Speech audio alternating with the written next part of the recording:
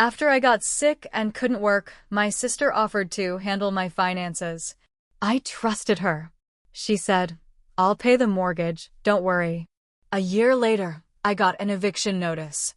She'd sold the house, my childhood home, and moved into a condo with her boyfriend. It was just sitting there, she said. You'd do the same. I slept in my car for a week. But then I found the backup hard drive with everything she thought she'd erased. I'm not writing this for sympathy.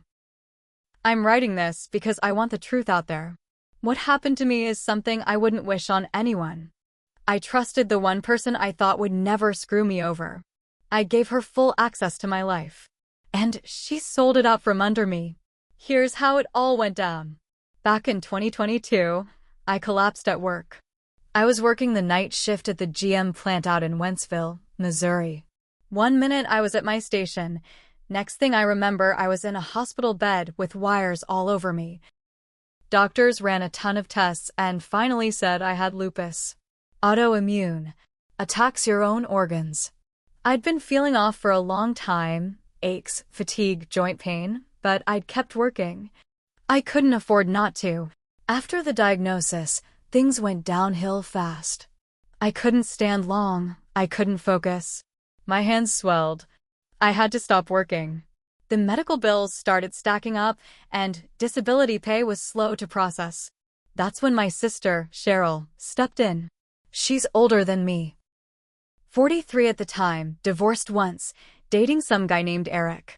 She always had that take-charge attitude, like she was doing you a favor just by existing. But when I got sick, she seemed different. She came around more, drove me to appointments, told me not to worry about money. You rest, she said. I'll handle the bills. At first I said no. I still had pride. But after I was hospitalized a second time for kidney issues, I couldn't even walk up the stairs to my own place. I needed help. She told me she'd pay the mortgage using the money in my savings account. Said she'd talk to the bank and make sure everything was current. She even offered to stay at the house sometimes to keep it lived in. I'll keep the place going till you're better, she said. It's still your house. I believed her. I spent most of that year sleeping in a borrowed bedroom at a friend's apartment in Troy, Missouri. I was too weak to do much.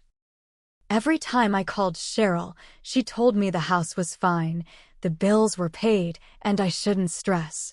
You've been through enough, she kept saying. The only thing I noticed was my online bank login stopped working. She said it was because she moved everything to a joint account to make the payments easier. I was too tired and fogged up from meds to argue. I never thought she'd lie to me. I started feeling stronger after about 10 months. Still not 100%, but I could walk without pain again. I was ready to go home. I called Cheryl and told her I'd be back by the weekend. Oh, you're coming back, she said. Something about her voice made me pause. Yeah, I said. Why? Just, the house is, look, we should talk. She wouldn't say more. She hung up. So I drove down to the house. There was a Honda in the driveway I didn't recognize. When I tried the door, my key didn't work. A guy opened it and stared at me like I was a stranger. Can I help you? He asked. This is my house, I said. He shook his head. I bought this place 6 months ago. I stood there, confused. What? He pointed to the mailbox. Sure enough, a new last name. I asked him when he bought it. He told me he went through a real estate agent who said the owner was moving out of state for health reasons. I walked away in a daze. That night, I got the official eviction notice. Forwarded through the state, because she changed my mailing address months ago without telling me. I wasn't even listed as the owner anymore. Somehow she had sold the house, my house, and made it look legal. I called her. She answered like nothing happened. Oh hey, she said, chipper as ever. So, you found out. You sold my ****ing house? Well, yeah. It was just sitting there, Ronnie. You weren't going to live there again. You said you were keeping it for me. I was, but plans changed. Eric and I found a condo, and I needed the down payment. You used my money? She laughed. I paid the mortgage for a year. I kept the lights on. I think that's worth something. You forged papers, didn't you? Don't get dramatic. You were out of it, you signed stuff. You don't remember, that's not my fault. I hung up. I didn't trust myself to speak. I had no place to go. I couldn't stay at my friend's anymore. I spent the next 7 nights sleeping in my car outside a Walmart parking lot, wrapped in a blanket, replaying everything in my head. Then I remembered something she probably forgot. The backup hard drive. The one she knew about. The one she probably thought she erased. But I had a second one. I kept it hidden behind the insulation panel in the shed at my friend's place. She never found that one. I drove out there and dug it up. And I found everything. Bank statements, sale agreements, email trails between her and the real estate agent. A fake power of attorney form with my forged signature. She'd used a fake doctor's letter saying I was mentally unfit. She wired the sale money $216,000 total into a new joint account with Eric. I saw cash withdrawals, luxury condo payments, even plane tickets to Cancun. She thought she covered her tracks. But she didn't. I printed every document. Saved multiple copies. Sent them to a lawyer, my old union rep, and 2 friends in different states. I wasn't going to let this go. Not after what she took from me. I started with the lawyer. A friend from the GM plant gave me a number for a tough old guy named Frank Delaney out in St. Charles. He used to do union cases and wasn't afraid of a fight. I met him at a diner, handed over the printed documents, and told him everything. He didn't say much at first. Just flipped through the papers, eyes narrowing. Then he looked up. She committed felony fraud, he said. Forgery. Elder financial abuse, though you're not that old. But the illness angle helps. Can we get the house back? He shook his head. Not likely. She sold it to a third party. They're protected. But we can go after her. Hard. I told him I wanted that. I wanted everything back. He smiled like a shark. Good. Because I hate thieves. We filed a civil suit first. Fraud. Theft. Emotional distress. I signed every paper. Frank made copies of everything. He sent a letter to Cheryl's condo demanding immediate restitution. And that's when the second twist dropped. Eric called me. Yeah, her boyfriend. The crypto loser. I had nothing to do with this, he said. She told me it was her inheritance. You signed the joint account papers. She said you were giving her power of attorney. She forged it. He went quiet. Then he said something that made my stomach turn. She's planning to move to Florida. Said something about transferring the money before the courts get it.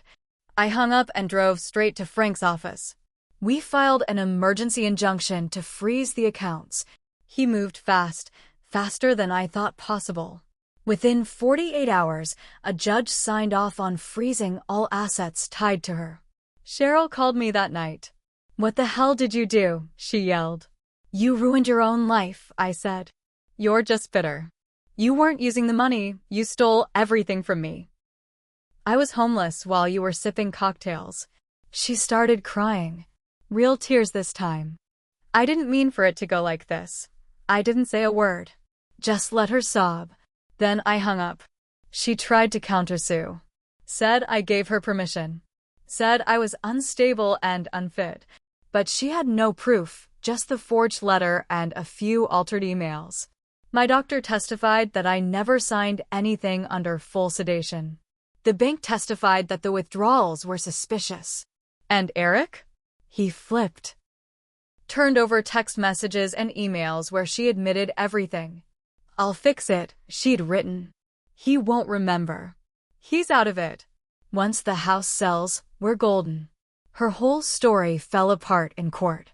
Frank told me I had a strong case for damages, and the DA was now looking into criminal charges. But I wasn't done. There was still the family. A few months after the court froze her accounts, my cousin Eliza reached out. Said Cheryl was telling people I'd gone crazy, that I was attacking her for no reason. She told the church that I was trying to steal her savings. So I did something I never thought I'd do. I posted everything online. I wrote out the timeline, posted the documents with redacted info, showed the fake POA, the forged doctor letter, the bank transfers, the condo photos. I didn't name her directly, but everyone in our town knew who I meant. It spread faster than I expected. Her job found out. She lost it. Her church kicked her out of the leadership team. Eric left her and moved out of state. Her face went from smiling Instagram posts to total silence. I heard she started drinking again. But me? I started rebuilding. I got a small settlement from the civil case, about $147,000 after legal fees. Not enough to replace the house, but enough to get a fresh start. I bought a small fixer-upper in O'Fallon. Not the same as the place on Adams Street, but it's mine.